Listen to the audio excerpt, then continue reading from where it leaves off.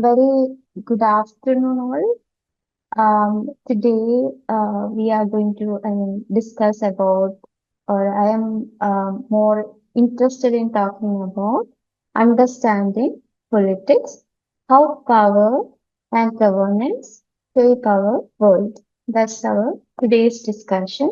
So, what is about politics. So, understanding politics is completely, we are exploring politics, we are explaining politics through a framework. So, most of the time, in everyday life of ours, having a political interconnection. So, for example, when you travel. Mm. When you travel in public transport, have you ever thought or have you ever experienced student concession in your life? Or when you travel to an airport, there will be a security check-in, right? So they are a sort of authority which assigned by the state. Why they are assigned to do certain sort of security check-in for common citizens. Common citizen in the sense they are ordinary people having a lot of political right as well as they are part of the large society where we are living today. So have you ever thought that why the security check-in is there? Not only because of protocol, but also you know that there is an order when you enter to an airport, which is the thing which we are practicing. So that is a way in which you understand state or government uh, interventions in your everyday life or whenever you travel in public transport, when we talk about maximum wage law, or when we talk about health insurance scheme, or when you study in public educational institutions, you might be getting lot many subsidies. Or for example, if you go to panchayats or municipalities, where you will be getting uh, housing, subsidized housing plans where you are getting a lot of austerity measures, where you can purchase a land and build your home or a house of your own by the support of government. So in everyday life, you are having a political connection as a citizen, as an ordinary or a common person, you are connected to politics. That's very important when we explain politics, in connection with everyday life. So my sessions completely based on theoretical background as well as uh, and a small story about uh, a soldier or an officer, and also I will discuss about a transformation or a connection with the world governance mechanism which we are living today. So, politics explains many aspects. So, much ado, I will start with the story narrative, where we have heard about Nazis, we have heard about fascism, we heard about Hitler. So, just imagine a person called Adolf Eichmann, who was a personality having various traits, which I explained here, wanted professional success and recognition, and took pride in being efficient and good at his work, intelligent but not intellectually dependent, intellectually independent, and also morally indifferent, knew not of good and evil, and typical, not exceptional, similar to many ordinary. So, Adolf Eichmann is a senior officer responsible for administering the Holocaust. Holocaust is an extermination done by the Nazi Germany under the leadership of Adolf Hitler. So Adolf Eichmann is someone who was an official who executed all the orders or most of the orders of Hitler and organized logistic of mass deportation and extermination. So Holocaust is something which you might be knowing is extermination of who? Jews from the Germany. There is a so many connection to the Holocaust, which is about extermination of Jews and racial superiority. So here Adolf Eichmann is having sort of personality type which I discussed. What he did in his past is also I told he was a officer who assigned to administer Holocaust, like the massacre which have done towards the Jews in Germany during the Adolf Hitler period. Hmm. So here, what happened that this person, there is a comparison here. This Eichmann was receiving all the orders from the top, from the leader of that nation. For per se, we can tell that that period was known as Nazi regime, or that period was under the control of Adolf Hitler. So that whatever evil can committed by an ordinary person, unexceptional people can also be what to say so the person who commit evil, whether it is an ordinary or non-ordinary, there is no exception that this person can do something. I mean, can commit evil. But the point here is, Eichmann was not driven deep hatred or ideological commitment. So, as you know, during the Holocaust or Adolf Hitler period, there was a famous propaganda that about the mixing of their sort of patriotism, which culminate into a sort of public interest and translated into mass extermination of Jews. Hmm.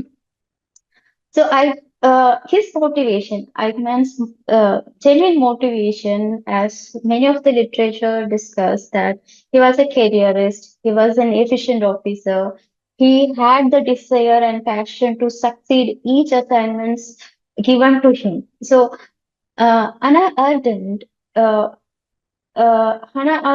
always says that banality of evil. What is banality of evil? Banality of the evil is something which a person and an ordinary person uh, could not think, just follow the rules, follow the orders, and make a career on the basis of that. They design or behave on the basis of the instruction which given from the topmost position. They don't think beyond that box. So here the scenario is which produce lack of moral reflection, because Eichmann was someone who do not had moral interpretation. He just simply follow the order without any doubt. He just simply obey the orders from the Adolf Hitler's regime and follow order without questioning. There is no question about what crime he is going to commit. Today, we call almost all the Holocaust had been inhuman and towards we call it as a crime, all the massacres. So here, what Eichmann is doing? He is just following the orders without questioning what is actually he doing. He don't have the sense that he's killing massive people on the basis of their racial representation, racial position. They were just simply the person. whom I refer, Eichmann, is just simply following the order. That's what the point here.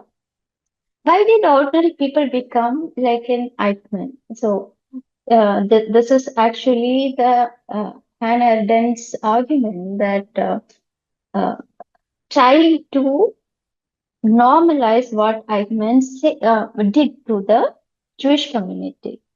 That at that period in Nazi Germany, killing or executing or exterminating Jews was normalized. Hmm. So that political regime had a setup which says that, you are actually killing the other person is treated as a normal phenomena, which have the background or strong support of ideology, which is Jewish supremacy over other, I mean, racial supremacy over Jews. Like Aryan racism. They believe in Aryan supremacy. So they wanted to show cause to the world that they are supreme to the world, and they wanted to exterminate most of the Jews. So, so the environment of Nazi Germany created the condition, shaped the behavior. So, whatever happened during that period had serious impact by the political regime. So imagine the Nazi Germany made a condition, and all the officers whom the Adolf Hitler's regime recruited, having the tendency or the belief that their enemy is Jews or Jewish people who practice a sort of different belief system. ठीक है. So, political regime rewards here obedience, discipline, efficiency.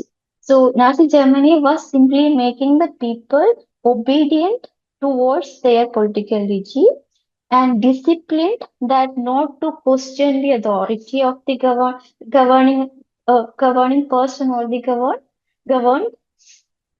Uh, so, just simply follow the orders. So anti-Semitism was normalized and widespread.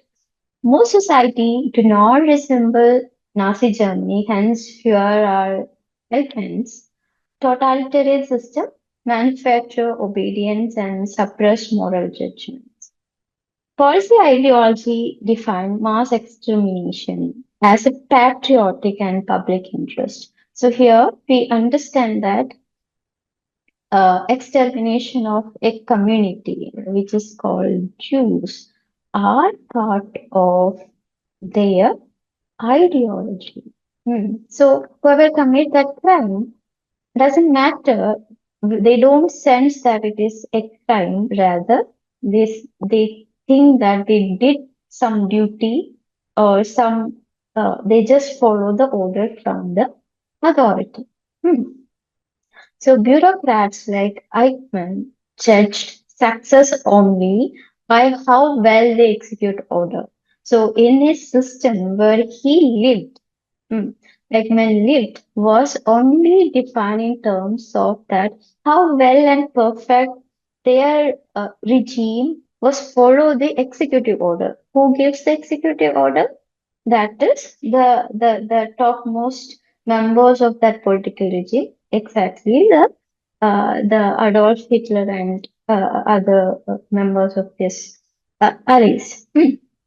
Political system shapes individual behavior. So from all this explanation and the past history or the story of Eichmann, I was trying to tell you that political system shapes individual behavior, and therefore that reflect the institution. That is the complete matter or the base of politics. That's why I told that complete discussion of today will be explaining politics. Politics, we keep explaining, keep linking every day and past all things with our political understanding. So What I wanted to tell you that political system shape individual behavior, institution matter. Alright. So here are a couple of definitions on politics. So there are many definitions. There are traditional school of thinkers who talk about politics, for example, or beginning from Aristotle, and prior to Aristotle, Plato. Aristotle is considered as the father of political science. He called politics as the master science. And thereafter, social contract thinkers, Hobbes, Locke, and Rousseau. So these, after that, there are many traditional classical school of thinkers discussed about politics. So a couple of interesting definitions are the art of the possible, and second is who get what, when, and how. And another one is the authoritative allocation of values. Authoritative allocation of values is a definition given by David Easton. And as I told, Aristotle discussed that politics is the master sense because it deals with the human good, highest human good. Politics is fundamentally about achieving a common good. Politics, whatever we talk about, the main objective of a politics, the politics has been evolved over the period of time. Understanding of politics evolved over the period of time. Thinkers had different interpretation, different analysis, different perspectives, standpoints on politics. So basic thing is common good of the people who live in the polity and developing virtue in the society. So no simple definition is fit in these complex layers of politics. Yet politics is recognizable in everyday decision making and power relation. So as politics is very much interlinked to political science, and politics is what the major subject matter in political science, which we says that political science is the systematic study of politics.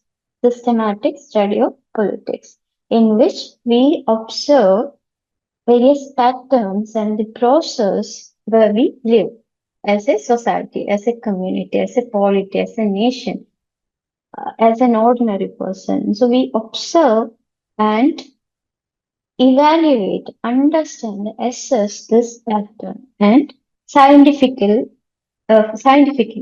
Hmm. So use this on concepts or vocabulary or analytical tool, and the analytical tool actually the foundation which relies on the political science, which actually in a broader means power, order, justice. Power. Power is actually, we can say there are two uh, branch or two sides of power. In a way we can categorize it. So first one is it is actually called hard power and the soft power. But in simple terms, what is power is the capacity to influence or control the behavior of a person and institution, whether by persuasion or coercion. So this is the simplest definition of power. Power always influences a person's behavior. So when, for example, when you travel, when you ride your bike or car on road, when you see a red light, you are asked to, you know that you have to stop your car on that point when there is a red light. You also know that when there is a green light, you can move. I mean, you know all this interpretation. What does the yellow light? What does the red light? What does the green light do, or made you make the consciousness that you have to follow this rule, right? Is this red light having the power? No, this power of this red light is given or by the law, right? So you know that if you violate this uh, traffic rules, you will get punished. Right. When the moment you violate it, you will get punished or caught by the court or the police. Right. So that is the way in which state or the state agency or the government agency maintain or influence your behavior in the society. Mm. So power is the ability to make someone do something even against their will. Hmm. So in governments use power to maintain peace and security, promote economic growth, implement policies, protect national interest. So several times, there are many other ways in which government use their power. But Mikhail Foucault what Foucault was saying, power is something everywhere. It's omnipresent. It can be everywhere, anything. It's not only in the government institution or the formal institution. It works through the knowledge, institutions, norms, discourse. So power shapes how people think and behave. So in simplest term, it shapes your behavior, it controls your sort of behavior, and it trim your behavior in the society and your attitude, your belief system in a way in which certain movements you have to follow rules and regulations and the values which you believe. It's also rooted very strongly in the idea of power in that society. So power is more than force. Okay. Effective political power involves. So when we talk about power a lot in our politics. Politics always discuss about politics, order, justice. So when you need an order, you have to exercise power. That is how uh, we connect with the power and order and justice. So most of the time, justice always stand out of these two boxes. These two boxes always interlinked and interconnected. Uh, but when it comes to justice, that is something which stand out of this. Okay. So persuasion and legitimacy, authority, cooperation, economic and social influence are uh, ways in which the political power can be, connected or involved. So power is not only coercion, it includes the ability to shape choices and outcomes. Now I will discuss about source of political power. Source of political power. Power has many sources. So, for example, population and society. Large and educated population can be a tool or a powerful tool for that society. Strong national unity or social cohesion. So most of the time when we talk about our nation and nation's unity, in the context of India, India is a country having unity in diversity. Most of the time, we say that as the beauty of our nation. So that is the strongest pillar of a democratic India. So sometimes patriotic public sentiments. So um when you travel abroad, when you in another country and stayed there, when you hear in your walkways, when sometimes you or some song which is connected to Sare Jahan Se Acha on if you heard that you may connect or you may feel your somebody play the song some sort of sentiments or the expression which comes out of your consciousness that is sometimes because comes because of belongingness. You will be having an understanding of homeland feeling, which B.R. Ambedkar also discussed about the homelands. So where we belongs, we is having its own culture, its own past experiences. We have shared history.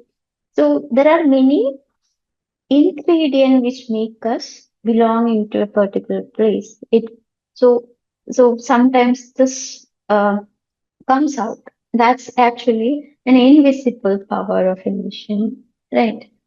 Strong work ethics. Then, when we talk about leadership and legitimacy, inspiring or charismatic leadership, overwhelming electoral mandate, domestic and global legitimacy, and economic power, booming economy, large foreign trade surplus, vast natural resource, stable currency, and military power, well trained and well equipped military, nuclear weapon, defensible border, strong intelligence and secret police, geopolitics and external factors, international goodwill, facing a grave external threat. So, the many things are abstract. Power actually can we say that it can be abstract, it can be material also. So when it comes to military power, it is a hard power. So military power is a hard power which actually countable in nature. So when we are having well equipped army and having good strength, and when we compare to our neighboring country, if we are equipped, we are having most advanced weapons, then we having the power or the leverage in that particular region that our nation having some power. So it also attributes to a nation's power or the capacity. Hmm. To protect its own people. Hmm. So geopolitics, you might be not understanding what is geopolitics. It's very theoretical.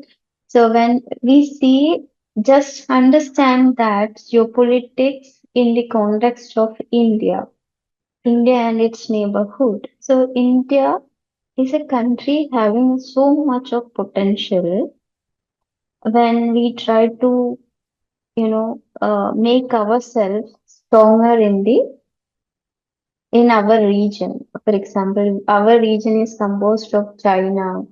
China is one of the emerging country in the world. And next we are having Afghanistan. Next we are having Bangladesh, Nepal, Bhutan, and Pakistan.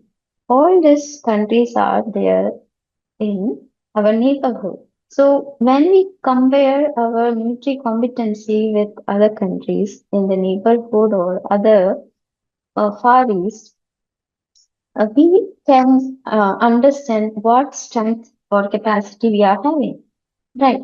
So, so power is something which we can also understand by the hard power method or hard power analysis. And when we talk about soft power is sort of something which we can pursue, like, influence people or influence decision makers to make the decision favorable to you, or make various mechanisms. For example, if I would say that in negotiations between a bureaucrat and an ordinary persons, or in any bureaucrat or an IFS officer who had to deal with immigrant workers or have to discuss with the border challenges with the other country. So So diplomacy is something which I consider as a soft power and a strategy to that is actually a powerful tool to deal with politics. Hmm. For example, in other case, when we talk about domestic politics, we are having many digital platform nowadays. In digital platform, we use this propagandas. We share a lot of information through the WhatsApp, through the Instagram, through the Facebook, through LinkedIn. We share a lot many information. So or we also express our opinions, which can also influence generations. And I mean, current generation or older generation or whomsoever read and active in this platform, they get influenced by each everybody's response and reactions. Right. So that is actually a soft strategy or a soft power, which nowadays we could able to see in our domestic politics. So next is why power matters. Why power matters. So it determines who governs and how. Mm. So you might know that uh, politics is not only an area which cover election, citizen, and candidates government, but it also covers culture, religion, institution, non-formal institution, informal institutions, almost all the things of an ordinary person who is having membership in a country, who is a citizen of a country. Uh, Governed by a leader uh, or by a setup, political setup. Hmm. So, in a democracy, power matters a lot. In a democracy, most of the democratic country now practicing indirect democracy, where the decision-making power of who governs the uh, the people. Hmm. Is decided by the people. That's why we always say that democracy is something we the people, by the people, and for the people. So how it happens, how they does this. So there are channels of uh, there are process of making um, a leader to become a president or a prime minister of that particular country and making a body of his own council of ministers and having a government of his own. Hmm. So the power of deciding who governs us is vested with the people. So there are scenarios in which the power of governed who will govern us is also um, goes under various next, dots. Dots in the sense, these dots are actually filled by market interests and filled by propagandas, filled by charismatic leaders, filled by political parties and pressure group and how they execute their mandate. Hmm. And also they're people of particular democracy having their own value orientation and culture and belief system. So this are also part of a phrase where who governs, that decides. So or whoever governs the citizen have their own ideology.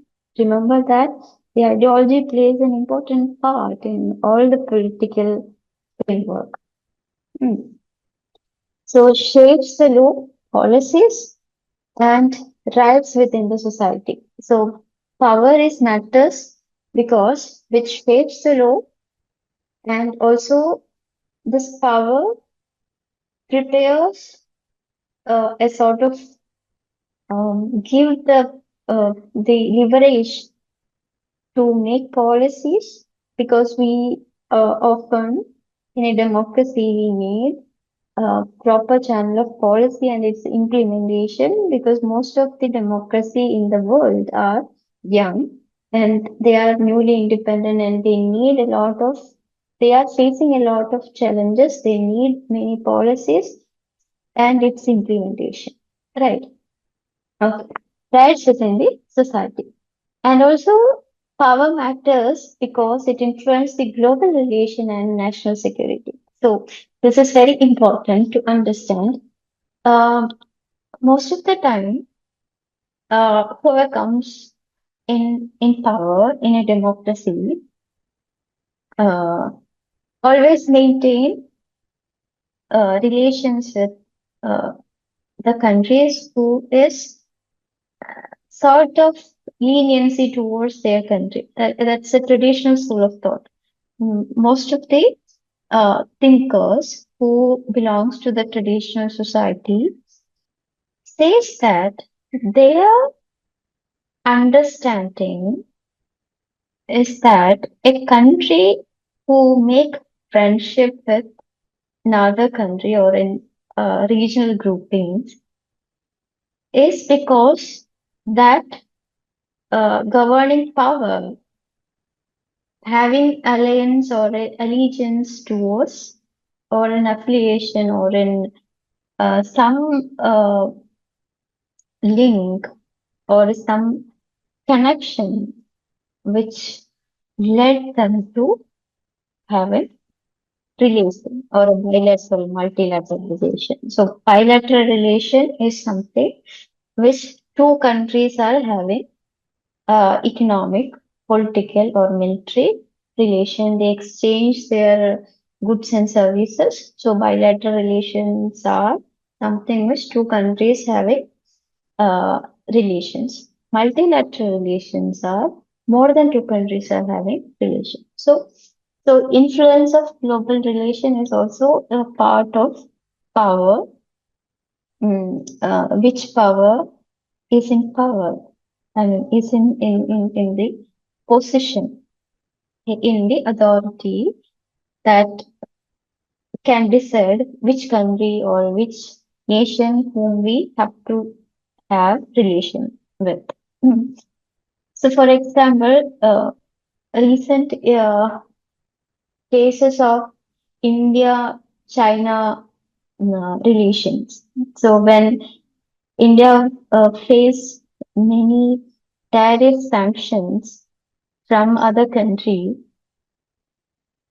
China was one of the neighbor who supported India in economic in overcoming this tariff regimes and all. So in a way, this global relations are very much uh, related to power and national security. National security is also a broader theme which connect with boundaries. Boundaries are not only the land boundaries but also air and sea. Hmm. All these things are uh, borders of a nation. Critical for achieving order, justice, and development. Power matters because it decides who gets resources, maintains order, stability, shapes law, decisions, influence belief and behavior, protects or restricts freedom, determine political leadership, reveals inequality, drives social change. So power is matters because uh, who comes in power have the understanding of how to allocate the resources, and how to make the order of the state have to be. assigned, or which how to shape the law actually in a way in which we live in a democratic world or a democratic country, having a lot many uh, uh, challenges over the period of time. For example, AI intervention in almost all the almost all the employment space. So law make so so we need to shape our laws as per this AI intervention in employment. So this are actually a responsibility of a government, right? So in other ways, political leadership who comes in power is decided by the people. Hmm. So as it is very important that where Rousseau talks about the leadership of the general will of the people, which reflect when there is an election. When there is an election, you can uh, select or cast your vote and elect your candidate. Right? That's how the democracy functions. That's how we elect our candidate and we get our leader of our nation. So this power is really relied to the popular sovereignty of the people, popular will of the people. Popular will of the people. So power is also it's a very broad thing, but it also talks about unequal distribution of power, unequal distribution of power, unequal distribution of power. Power is never equally shared in any society. So as you know, power is something which could not share equally in the society. There is a hierarchy in every system. So the society never share the power equally. Like the key political question, who rules, in whose interest, for what purpose? So politics as as we see as a subject matter dealt with who rules in whose interest. So who rules is something which meant that we as a people need a political system having a having our security protected, need a political leader who should be uh, accountable, responsible, reactive, right? So that the leader will be either our president or the prime minister or the chief minister. So they are accountable to people. That's the beauty of democracy. So unequal distribution of power sometimes also have made this critical question of who rules in whose interest. So, for example, when we see the capitalist society, mm, so their interest might be mm, more market intervention, less government influence or intervention, and individual benefits. So, in that matter, they concentrate on what individual benefit. Mm. Their interest will be how each individuals get one or other sort of benefit. So when we talk about a welfare country, mm, this thing are like uh, different. We talk about equity, accessibility, social justice, equality, and all. So where certain set of community might not be having access to certain resources. Hmm. There are a set of people having over access to certain set of resources. So there is an imbalance in the system. For example, when we see a country which is having majority of them are mm, belongs to a particular community, and there will be another set who is minority, and their interest might be that minority community's interest might be contradictory with the majority community interest. So here is a puzzle uh, that whose interest is going to get protected. Mm. So, that is also drive to the purpose. For what purpose? So, for what purpose they came into power? Mm. So, after they become CM or a PM or a president, what they do for the people? Mm. So, all these things are interconnected. Formal political structure don't always reveal who actually holds power. So, power always discuss about authority too. So there is a whole discussions about politics uh, can't live apart from power versus authority. Authority is something that accepted and rightful command of obedience. So as you see that in the Adolf uh, Hitler's regime, the almost all the military commanders during that regime just obey the commands. Hmm. Whatever comes to their hand, they just follow clearly to the commands only. So the people accept that commands. So when an authority actually operationalize, that require the acceptance by the people. Hmm.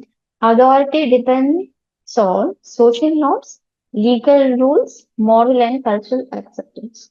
So in a democracy, these things you could able to find. There are social norms set up by the constitution of I mean legal rules set up by the constitution of India in case of Indian democracy.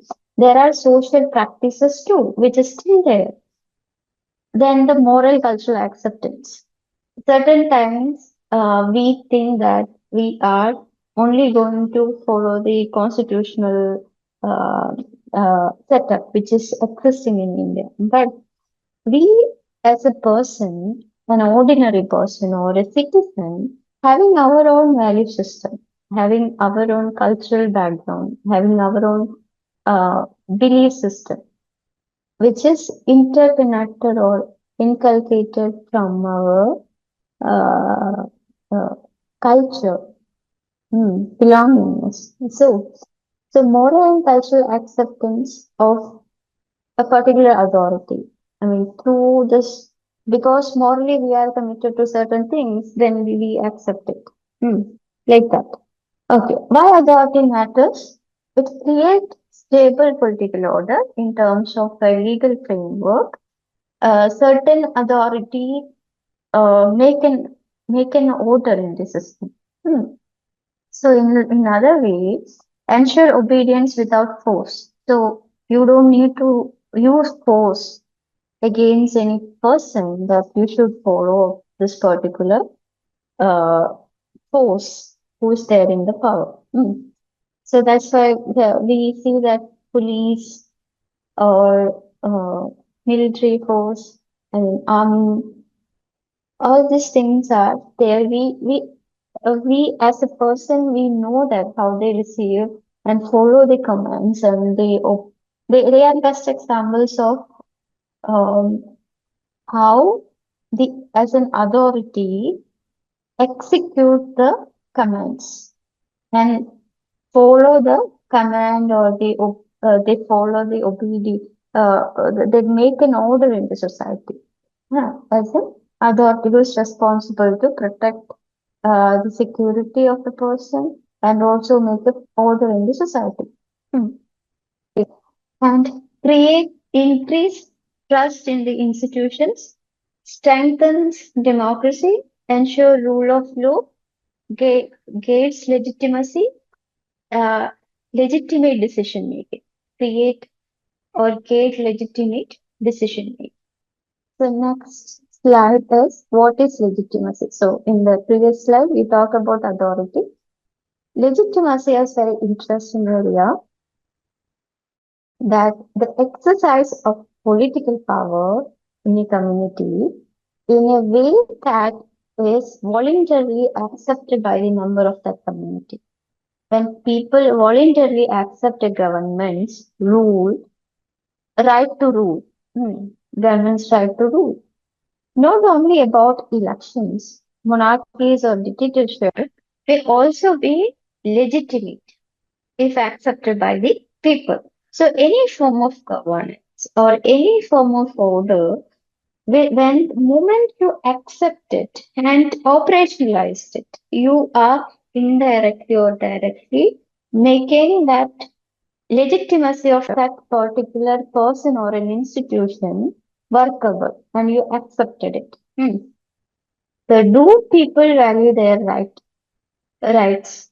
So if somebody say we can discuss about it, are they satisfied with the existing order? So there are various ways in which we can test the legitimacy of the government or of the political setup which we are having. Hmm. So I don't think that I will not go in that more detail, but it's a very preliminary understanding of politics. So legitimacy is one of the core area which we cover in politics. Understanding order. As you know, as I mentioned many times, that there is an order in the society. Who makes the order in the society? So I told the example of police and I told the example of how we follow traffic rules and regulations. So these are the examples from the real life. But order as an broader framework, we should contextualize it in the political background. Right. It refers to an existing or desired arrangements of an institution based on certain principles such as liberty, equality, prosperity, and security, also often associated with the rule of law. So in India, the rule of law is assured or inscribed in the Constitution of India. Right. So we have one Bible in India, which is Constitution, written and submitted and given to the people of India by Dr. B.R. Ambedkar. Hmm. So, with conservative views such as stability, obedience, respect for legitimate authority, all these are part and parcel or an explanation to the idea of or the broader framework of order. Simply just imagine when you get uh, uh, and uh, a notice or an enquiry notice from police or in a court. What is it? It is a material form of an order, mm, where you have to respond to that legal letter which you have received, right? So, order in two ways we could able to understand. One is something which you are directly or indirectly following a pattern in the society or in a polity. Mm. But order in another way, in the legal terms, which is associated with the legality, and you feel afraid that if you violate certain laws, you will be punished. That is a sort of thing. Give the order in the society, right? So, institution, rules, rituals, procedures, and the practice of political life, which also part and parcel in a way you have to see the channel of or the operationalization of order, the foundation of stability, security, and good governance. Most of the time, order understood uh, or made a stable system and a security and a good governance most of the cases. But there is this thing also that when an order can be break, a new order can make. I mean, can possibly made. Mm. So there is a saying that the moment you break a law, new laws will be created. So that's how the evolution of laws happens. So in Indian context, if you see how many times our constitution got amended. Hmm. So often linked to rule of law. Rule of law is something which all of us as a citizen must know.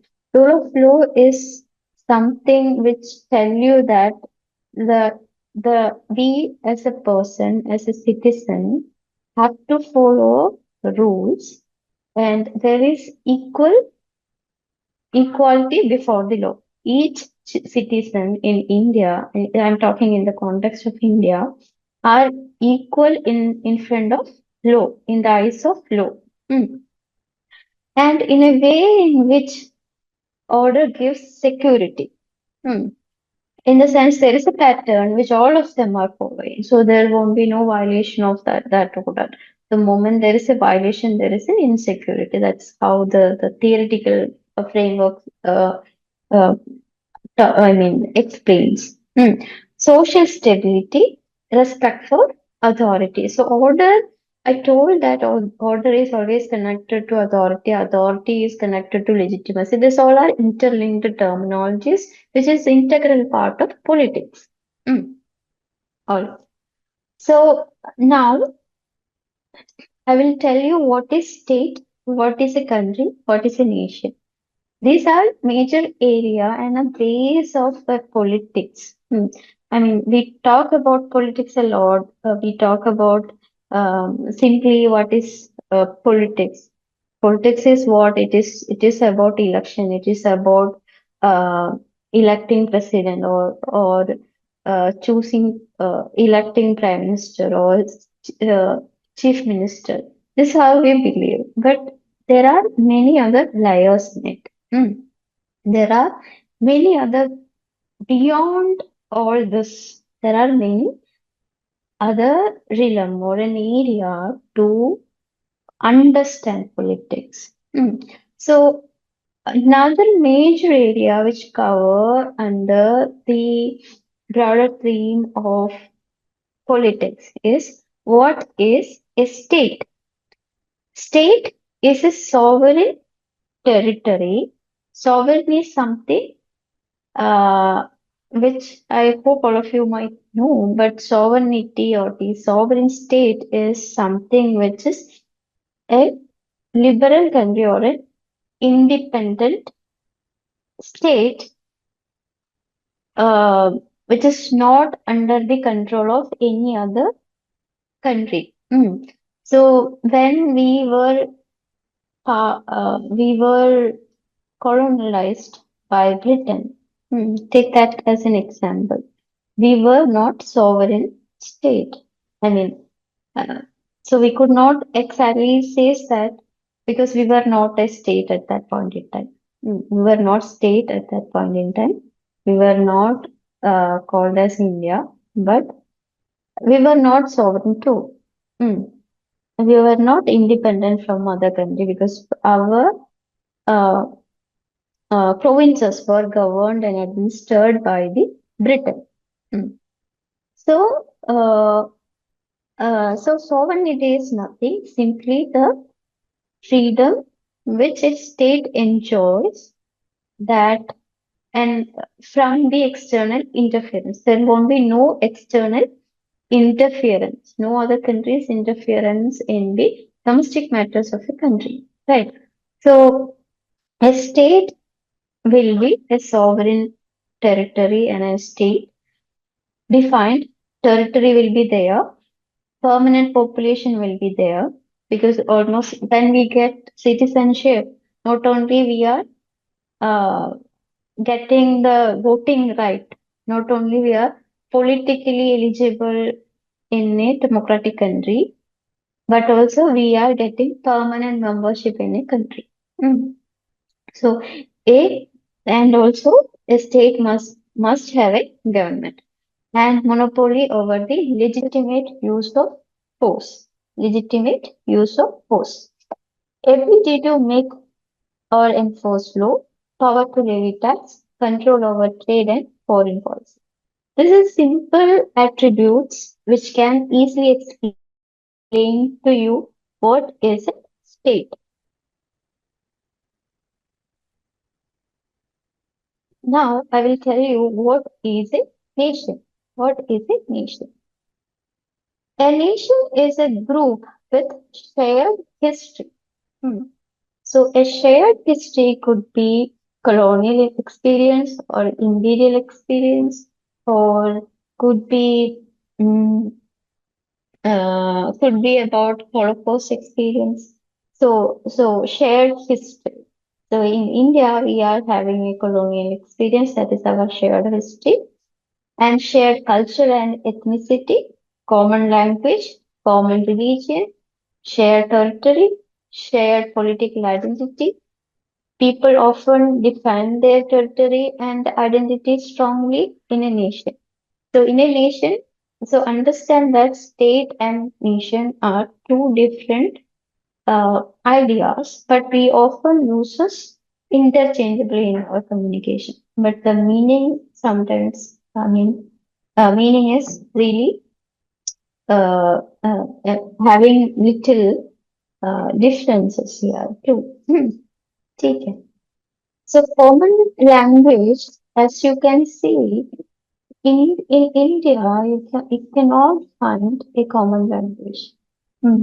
We can see diverse language and having I mean dialects also.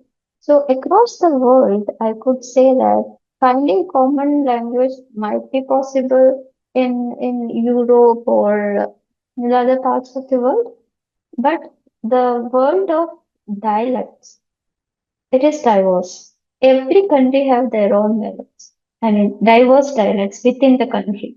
Hmm. So that's one of the point I wanted to make here on common language.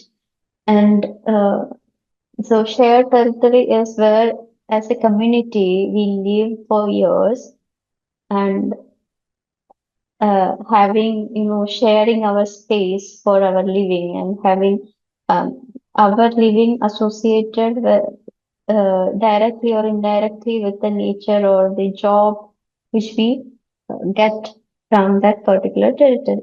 So there will be a community who is situated in particular place for the purpose of job, or maybe because of the ancestral property, maybe because of cultural connection, maybe because a huge community might be belongs to particular community. Hmm.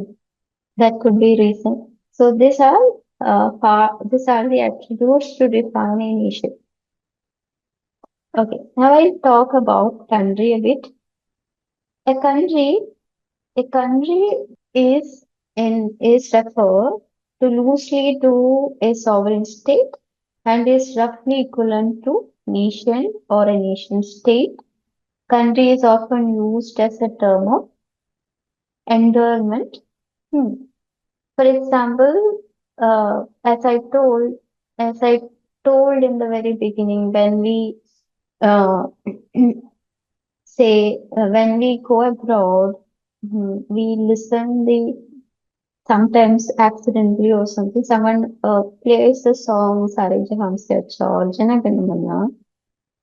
The moment what you think, what comes in your brain, what comes into your mind, that connect with you, right?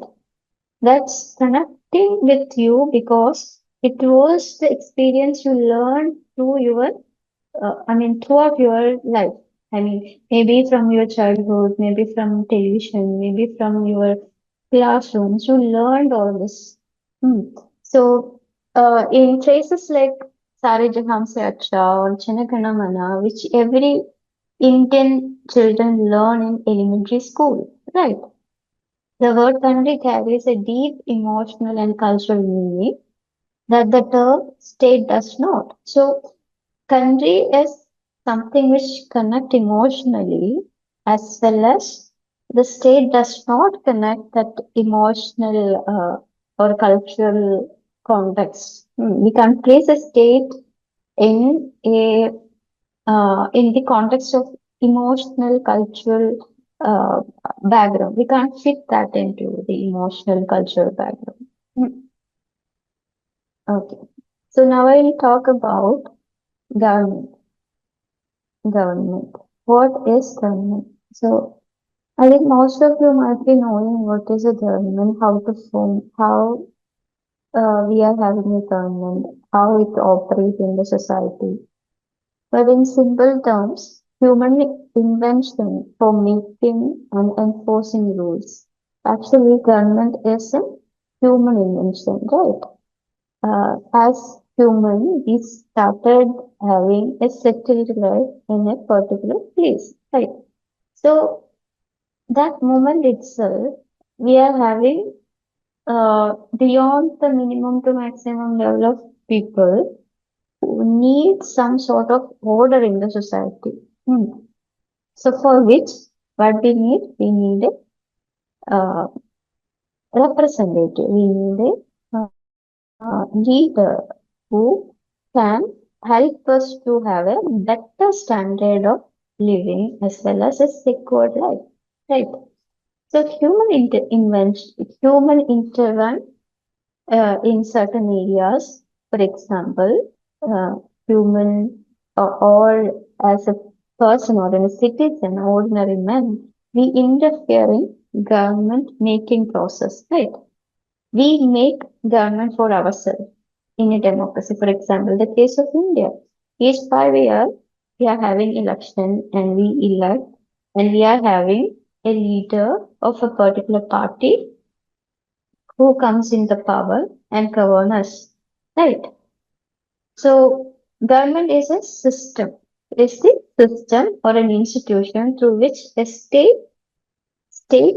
makes and enforces laws, maintains order, and provides service to its people. So whatever we discussed in the previous slide, it comes in the in this overall understanding of government. Performance functions like lawmaking, law enforcement, tax collection, maintaining security, settling disputes. These are, primary functions. There are many other layers to it, but I will just tell you the uh, basic primary thing of the term. Right. So in India, we are having legislature, executive, judiciary. And in executive, we are having nominal and real executive.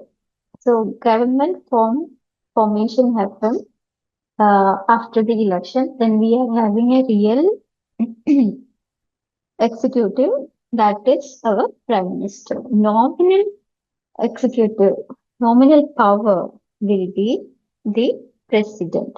We are having all the system of law and order, government, uh, and we are having order, we are having authority and all things.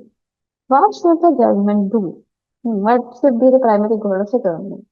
That is public good.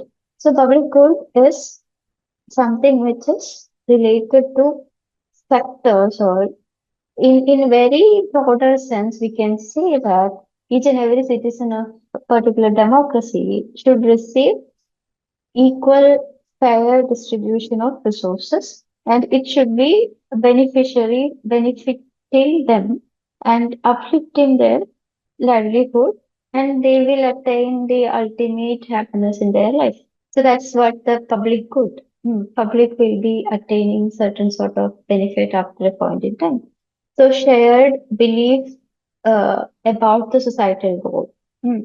So, government identifies and pursue aims that benefit the society as a whole, not special interests. Examples of the public good are, and there are many areas. I told that there are many sectors which we can categorically say these are the public sectors which provide public good to the citizen.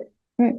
So first of all, public health, national defense, there are infrastructures and that is road, rail, all this public transportation, which I mentioned in the very beginning. So basic education, all these things are part of public goods. So, now you know that there is a government, there is a state, there is a country, idea of country, there is idea of nation. So all these things you are aware of. So there is another aspect of these are the part of operationalizing political uh, politics. These are also part of understanding politics, and there is another side which is called ideology. Hmm. So, what it is and why it matters. So, every country might be having its own ideology. For example, in India, if you check the preamble of Indian Constitution, it is written that India is a sovereign, socialist, secular, democratic country. Right, that's the philosophy or the ideology which India follows. Right. So, ideology, in simple terms, a coherent set of idea about how to achieve the public goal. So, as I told, in Indian Congress, we are having the ideology of sovereign, socialist, secular, democratic republic. That is the mechanism in which we can attain public good. These are the set of ideas in which we are going to achieve public good. Hmm. Okay. Act as a cognitive filter for interpreting events and justifying actions. So, I think in my slides, I have broadly categorized right-wing ideologies, then the capitalist ideology, then the left-wing ideology. So, just to put things in under one broader phase, broader theme. That's the purpose. So, right-wing ideologies, sometimes which can be monarchism. Or monarchism is something which the power concentrated in the hands of hereditary rule.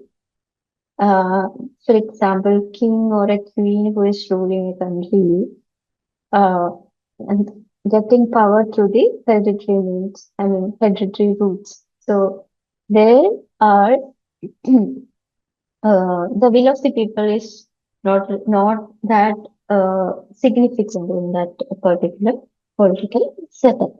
Now there is fascism and Nazism. These are ultra-nationalist and authoritarian form of governance, often referred as a racist or a anti-pluralist school of thought, school of and I mean, you just need to understand that these fascism and Nazism are always talks about homogeneous society. They don't try to understand the plurality or the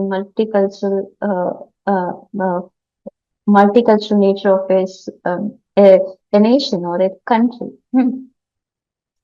So appeals to order, hierarchy, and xenophobic in times of crisis.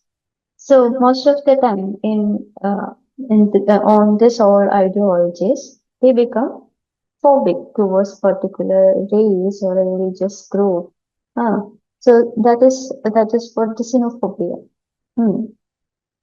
Okay, there will be hierarchy. People have to follow. I mean, almost all the population have to follow the order of particular hereditary ruler. Right. Okay. Now I will talk a bit about right wing capitalism. So capitalism, as you might be very familiar with what is capitalism and what the idea it proposes. So capitalism is an ideology which tried to bring market freedom in almost all the layers of the economy, political economy. Hmm.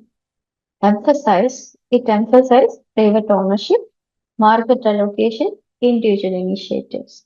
So there were many phases of capitalism. Very originally, the property right was given to set of people, not given to all of them, or it can be also says that mm, the property will be under state owned properties will be there. So there are varieties of there are various phases in this. So arguments about the capitalism is that it produces efficiency in the system and it also brings innovations, and also when a person takes risks in his or her or other gender's uh, initiative, they reward with some benefit. They get some reward. That is their benefit. They might be getting profit. Mm. So many people critique the capitalism because it produces inequality. There will be poor, there will be rich. So the gap between rich and poor will be widening because of capitalism. And market failure. Market failure. Market may fail if individual get more, competitive, then the things could not be controlled. Corporate collusion with state power. So it is it is a nexus between state and the corporate. Most of the time, the state interference in the corporate sector will be hidden or hidden, while the state they will not express that state. Uh, so market actually want less interference of state in the market, in the political economy, in their market or any management of their market. State intervention is limited. Hmm. So capitalism in practice, uh, which talks about the politics of markets. Hmm. Markets also have a politic which is profit making, hmm. which is this capitalism also connected to the theory or the ideas which we learned in our school. Your schools might be the globalization, liberalization, and also now the neoliberalism. Right. Capitalism shifts policy interference, low taxes, deregulation, pro-business law. Governments still create rules. The free market is never entirely unregulated, and political debate centers on who make rules and for whose benefit. So most of the time in capital society, it was like who makes the rules and for what benefit. So they only concerned about what benefit an individual will get out of that particular uh, rule. Hmm. Uh, So the left-wing ideology, I put it in this way, that public ownership and management of key resources for common good. So what socialism talks about, advocate for social ownership, strong welfare policy, and redistribution in a way in which try to eliminate rich and poor gap and make everybody equal in that economy. Hmm. So range from the reformist and democratic socialism to revolutionary communism. History driven by class struggle.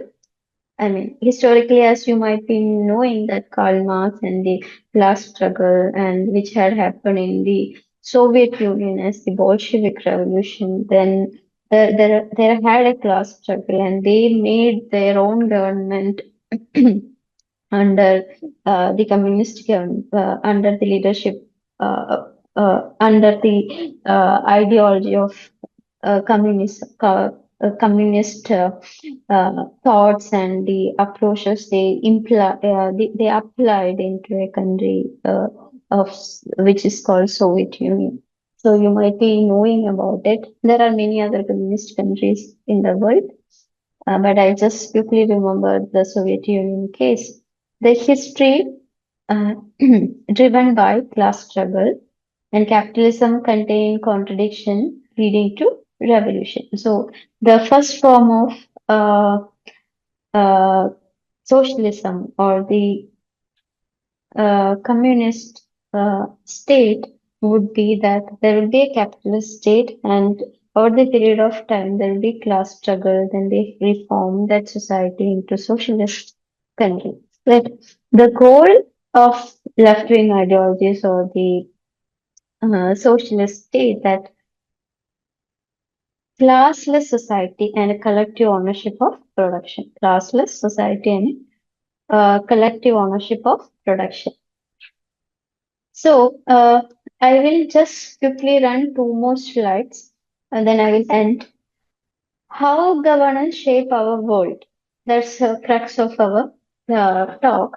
So when we think of politics, we often imagine election, leaders, parties, and their power struggle, propagandas.